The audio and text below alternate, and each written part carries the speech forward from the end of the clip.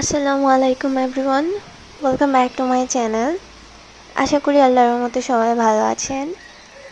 যদিও জানি যে সবাই ভালো নেই।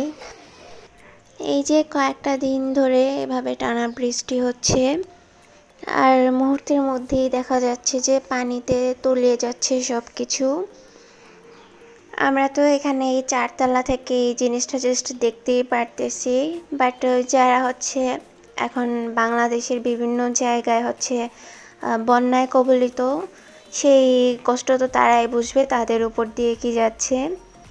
আর আমাদের হাতে তো কিছু করারই নেই, আমরা জাস্ট পারবো দোয়া করতে যাতে আল্লাহ সবাইকে হেফাজতে রাখে।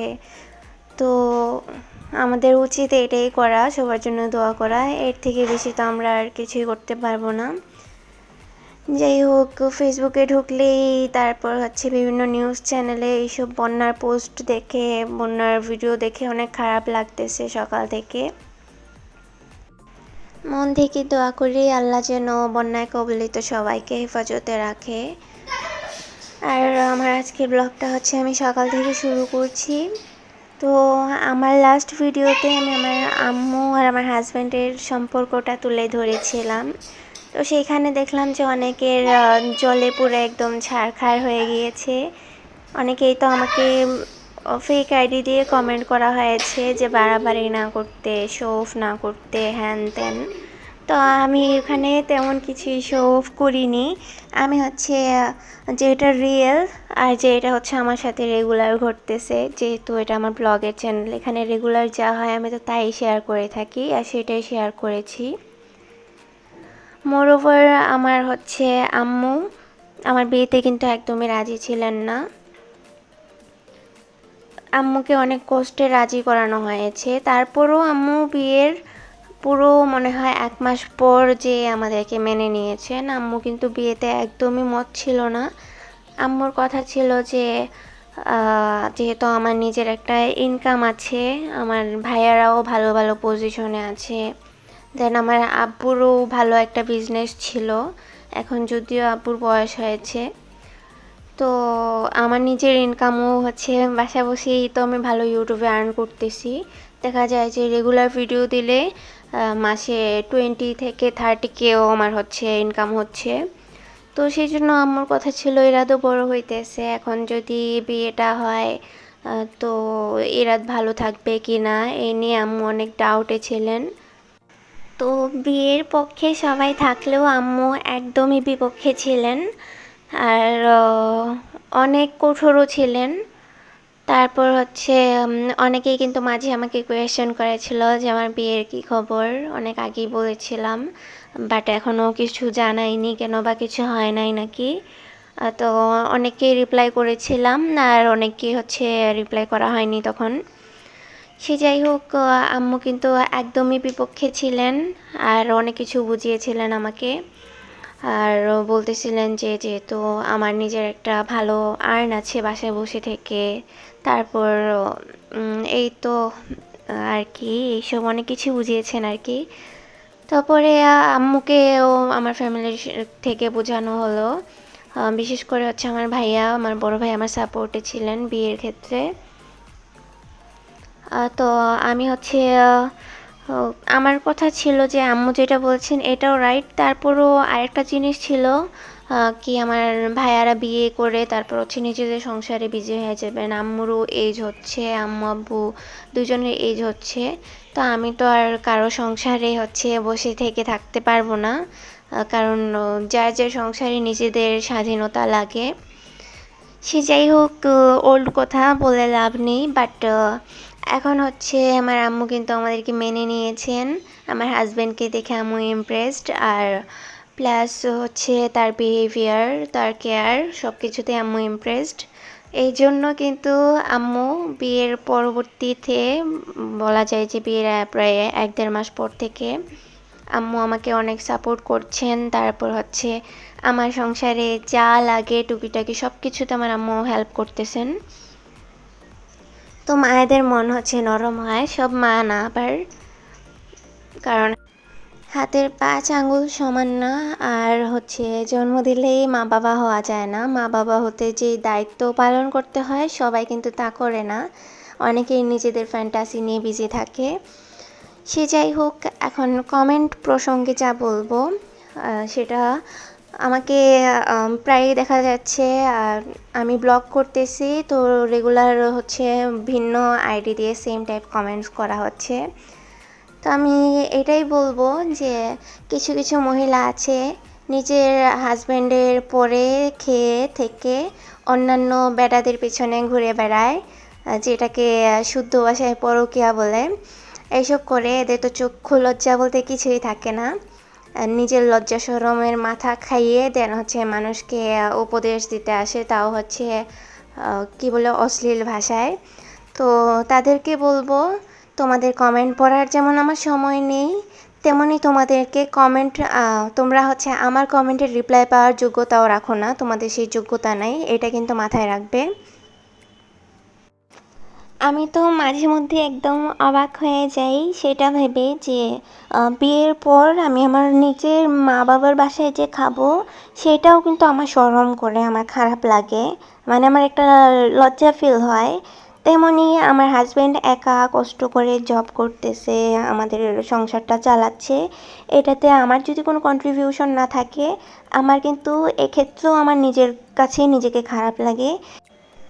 সেই জায়গায় কিছু কিছু মহিলা সারাদিন বেকার বসে থেকে দেখা যায় যে স্বামী সংসারের প্রতি কখনো তো কোনো খেয়াল ছিলও না, থাকার কথাও না, এইসব মহিলাদের কাজেই থাকে মানুষের পিছে পড়ে থাকা, সেটা হোক কোনো পুরুষ বা সেটা হোক আমার মতো কোনো মেয়ে।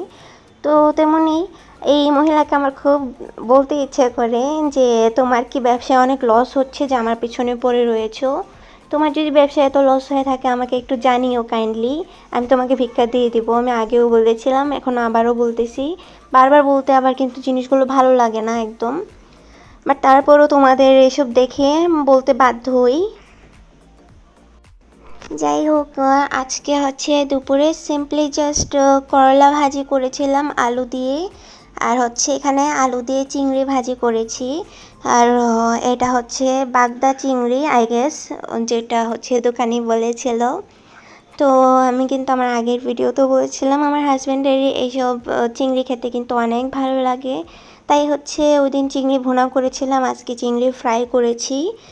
আর এই মুহূর্তে আমি চলে এসেছি হচ্ছে গোসল টোসল করে, খাইনি এখনও, গোসল টোসল করে সব কিছু গুছ গাছ করে তো গোসল করেছিলাম, এখন জাস্ট হচ্ছে আমার ড্রেসিং টেবিলটা ক্লিন করব। আর দেখা যায় যে বাসার অন্যান্য ফার্নিচার প্রত্যেক দিন মোছা হলেও ড্রেসিং টেবিলটা কিন্তু আমি প্রত্যেক উইকে একবার পরিষ্কার করি, কারণ প্রত্যেক দিন এত জিনিস নামিয়ে পরিষ্কার করা কিন্তু মুখের কথা না, কারণ প্রত্যেক দিন অনেক কাজ থাকে করার জন্য। আর আমার কিন্তু আমার বাসার মধ্যে সবচেয়ে ফেভারিট প্লেস হচ্ছে আমার এই ড্রেসিং টেবিল আর আমার হচ্ছে কাবার্ড। তো এই ড্রেসিং টেবিলটা হচ্ছে আম্মু টাকাই কিনেছি। আম্মু হচ্ছেন আমাকে বলেছিলেন ফার্নিচার কিনে দিতে, বাট আমি মানা করেছিলাম, পরে উনি টাকা দিয়ে দিয়েছেন আর বলেছেন যে তোমার যা পছন্দ হয় পছন্দ মতো কিনে নাও নিজের পছন্দ অনুযায়ী।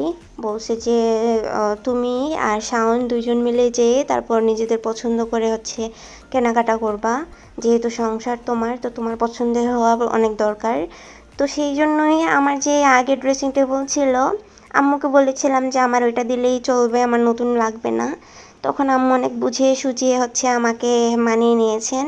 তারপর আমিও আর মানা করতে পারিনি, কারণ এই ড্রেসিং টেবিলের ডিজাইনটা আমার অনেক আগে থেকে পছন্দ ছিল। সে যাই হোক, আমি হচ্ছে এটা অর্ডার করে বানিয়ে নিয়েছি। আর এই ড্রেসিং টেবিলটা কিন্তু আসলেই সুন্দর। আমি হচ্ছে আমার বাসায় যখনই ফ্রি হই তখনই ড্রেসিং টেবিলের সামনে চলে আসি আর কি। এসে তারপর দেখা যায় যে ফটো তুলতেছি নিজের বা নিজেদের, তারপর হচ্ছে ভিডিও করতেছি, এই সেই। আমার বেশিরভাগ ফটোই কিন্তু আমার ড্রেসিং টেবিলেই তোলা, যেটা হচ্ছে আমি ইউটিউবে কিন্তু অলরেডি শেয়ারও করেছি, আপনারা হয়তো বা দেখেছেন। আর যাই হোক, আমি যে চিরুনি রেখেছি এটার মধ্যে দেখতেই পেয়েছেন আমার এই চিরুনি হোল্ডারের ভিতরে কিন্তু তেলাপোকা ডিম পেড়ে রেখে দিয়েছিল, তো এটা আমি ফেলে দিয়েছি। দেন হচ্ছে সব কিছু গুছাইয়া রাখতেছি, মুছে টুছে যত সম্ভব মুছতেছি আর কি, কারণ যেহেতু প্রত্যেক উইকে এটা মোছা হয় বা ক্লিন করা হয়, তাই এত ময়লা হয় না। তারপরও টুকটাক ময়লা হয়, ধুলাবালি তো ভরেই ফার্নিচারে, তারপর এসব জিনিসে। তাই এটা ট্রাই করি যে একটু ভালো করে পরিষ্কার রাখতে। নাহলে দেখা যায় যে কালারও নষ্ট হয়ে যায়, ময়লা পড়ে পড়ে পড়ে দেখা যায় যে জিনিসগুলো একদম অপরিষ্কার হয়ে থাকে। এখন আমি এক এক করে সব কিছু পরিষ্কার করে মুছে দেন আবারও গুছিয়ে রেখে দিব। আর আপনারা হয়তো নোটিস করেছেন আমার এখানে কিন্তু পন্ডসের পাউডারের কৌটা হচ্ছে একটা বড় একটা ছোট, দেন বিবি ক্রিমও হচ্ছে একটা বড় একটা ছোট। তো ছোটোগুলা হচ্ছে আমি বাইরে গেলে ক্যারি করি আমার ব্যাগে, সেটা পার্স ব্যাগই হোক বা হ্যান্ড ব্যাগ যেটাই হোক, আমি ওটাতে ক্যারি করি, এই জন্য ছোটো সাইজেরটা রেখেছি আর বড়টা বাসায়ই থাকে। এখন হচ্ছে আমি আস্তে আস্তে এই পাশটাও ক্লিন করতেছি। আর এখানে সব কিছু আমি বের করবো না, কারণ দেখলাম যে মোটামুটি ক্লিনই আছে, জাস্ট সামনের জায়গাটায় একটু ধুলা বালি পড়েছে আর কি। তো এইগুলো পরিষ্কার করব, দেন আবারও সব কিছু ঠিকঠাক করে রেখে দিব। আর আমার এই ড্রেসিং টেবিলের ডিজাইন অনেকে অনেক পছন্দ করেছে। আমার একদম হেভি-জিবি ডিজাইনওয়ালা কিছুই ভালো লাগে না, এটা আমি আগেও আপনাদেরকে জানিয়েছিলাম। সেটা একটা গ্লাস, একটা কাপই হোক বা কোনো ফার্নিচার হোক, আমার একদমই সিম্পল বা স্ট্যান্ডার্ড ভাল লাগে। তেমনি আমার এই ড্রেসিং টেবিলের ডিজাইনটা আমি সেভাবেই চুজ করেছি। এটা কিন্তু একদম কোনো ডিজাইন নেই তেমন, সিম্পল বাট স্ট্যান্ডার্ড, দেখতে কিন্তু খুব ভালো লাগে। ডিজাইনটাও সুন্দর, বাট তেমন কিন্তু এই যে নকশা করা বা নকশা কাটা এমন কোনো ডিজাইন নেই। তো আমি এখন হচ্ছে নিচের পার্টটা ক্লিন করতেছি, আর এখান থেকে আমি সব বের করতেছি। কারণ দেখা যায় স্ট্রেটনার, হেয়ার ড্রায়ার এগুলো ইউজ করে করে এভাবেই রাখা হয়, তো এই জন্য হচ্ছে এই জায়গাটাও অগোছালো হয়ে রয়েছে। আর আমি জাস্ট বুঝতেছি না আমার এই স্ট্রেটনার, তারপরে কার্ল মেশিন, হেয়ার ড্রায়ার এইসব কোথায় রাখবো। এই জায়গাটায় রাখলে কিন্তু বের করে ইউজ করতে খুব টাফ হয়ে যায়। আর ড্রয়ারে কিন্তু আমি অনেক কিছু রেখেছি, আরও অনেক সাজুনিও রেখেছি। তারপর দেখা যায় আয়রনও রাখি আমি ড্রেসিং টেবিলের ড্রয়ারে, তো ড্রেসিং টেবিলের ড্রয়ারটাতেও কোনো স্পেস নেই। তাই আমি এই জিনিসগুলো নিয়ে অনেক কনফিউজিংয়ে আছি যে আমি এই জিনিসগুলি কোথায় রাখলে বেস্ট হয় বা বেটার হয় ইউজ করার ক্ষেত্রে। আর এই তো আমার একটা ভিডিওতে কিন্তু আমি চকলেট বক্সের কথা বলেছিলাম, যেগুলো ভাইয়া এনে এনে ইরাতকে দিত। তো চকলেট খাওয়ার পরে যে বক্সগুলো রয়ে গিয়েছে এগুলোতে আমি জুয়েলারি রাখি। একটাতে হচ্ছে জাস্ট ইয়াররিং রেখেছি, তারপর একটাতে টিকলি, ঝাপটা ইটিসি রেখেছি, একটাতে নেক পিসেস রেখেছি, নেক পিস, তারপর মালা। আর এই বড় বক্সটা এটাও কিন্তু চকলেটের বক্সেই ছিল, ভাইয়াই এনেছিলেন। তো এটাতে হচ্ছে আমি ক্লিপ, হেয়ার ব্যান্ড ইটিসি রেখেছি। আর একটা ক্লিপ বাহিরে ছিল, এখন এটাও রেখে দিয়ে তারপর বক্সটা আবারও বন্ধ করে দিয়েছি। এই বক্সটা থেকে তো অনেকগুলি ক্লিপ আমি চেপে চেপে রেখেছি, তাই হয়তো বোঝাও যাচ্ছে না তেমন। যাই হোক, এই ব্লু কালারের বক্সটা হচ্ছে আমি অনলাইনে একটা নেক পিস অর্ডার করে পেয়েছিলাম। তো এটাতে আমি হচ্ছে আমার ফিঙ্গার রিং, তারপর ব্রুচ ইটিসি রেখেছি। আর হচ্ছে আমি যতবারই বাইরে যাই দেখা যায় যে 1 কি 2 কি 3 জোড়া ক্লিপ নিয়ে আসি। তো এগুলো হচ্ছে এনে এনে বক্সে পুরাইতেছি, যদিও ইউজ করি না তেমন একটা, মাঝে মধ্যে ইউজ করা হয় আর কি। তো এখানে কোনো কিছুই আমি তেমন ইউজ করি না, যেমন এই নেল পেইন্টের বক্স বা নেল পলিশের বক্সটা, এটা আমি ভাইয়া হচ্ছে কাতার থেকে এনেছিলেন। আর 2টা বক্স এনেছিলেন, একটা আমাকে দিয়েছেন। তো এটা হচ্ছে এভাবেই পড়ে আছে, আমি এখন পর্যন্ত ইউজ করিনি। যাই হোক, এখানে হচ্ছে আমি মাটির জিনিস রেখেছি। আর ছোট কলসটা দেখতে পাচ্ছেন পড়ে রয়েছে, এটা আমার বিড়ালের কাজ, বিড়াল এখানে উপরে উঠে, আল্লাহ বাঁচিয়েছে যে নিচে ফেলেনি, নাহলে কিন্তু ভেঙে যেত। তো এখন এই জায়গাটা হচ্ছে আমি ক্লিন করে পরিষ্কার করে নেব। আর আজকের ভিডিওতে কিন্তু আমি অনেক অনেক কথা বলেছি, তো কথায় যদি কোনো ভুল ত্রুটি হয়ে থাকে বা ভিডিওতে কোনো ভুল ত্রুটি হয়ে থাকে অবশ্যই আমাকে ক্ষমা সুন্দর দৃষ্টিতে দেখবেন। অবশ্যই হচ্ছে যারা ভিডিও দেখতেছেন ভিডিওতে একটি লাইক করে দেবেন। যারা চ্যানেলে নতুন বা চ্যানেলে এখন পর্যন্ত সাবস্ক্রাইব করেনি অবশ্যই চ্যানেলটি সাবস্ক্রাইব করে দেবেন। সাবস্ক্রাইব করে আমার পাশে থাকবেন, আমাকে সাপোর্ট করবেন। দেন আপনাদের ভালো লাগা ও মন্দ লাগা অবশ্যই আমাকে জানাতে ভুলবেন না। আর অবশ্যই যারা কমেন্ট করবেন, ভিডিও নিয়ে কমেন্ট করবেন, এর বাইরে কমেন্ট করার দরকার নেই। আর এটা হচ্ছে যারা ব্যাড কমেন্ট করে তাদেরকে বিশেষভাবে বলতেছি যে ব্যাড কমেন্ট করার হলে ভিডিও নিয়ে করো, আমার পার্সোনাল লাইফ বা কাউকে অ্যাটাক করে করার দরকার নেই। আর আজকে এখানে বিদায় নিচ্ছি। সবাই ভালো থাকবেন, সুস্থ থাকবেন, দোয়া করি। আমাদের জন্য দোয়া করবেন। আল্লাহ হাফেজ। আসসালামু আলাইকুম।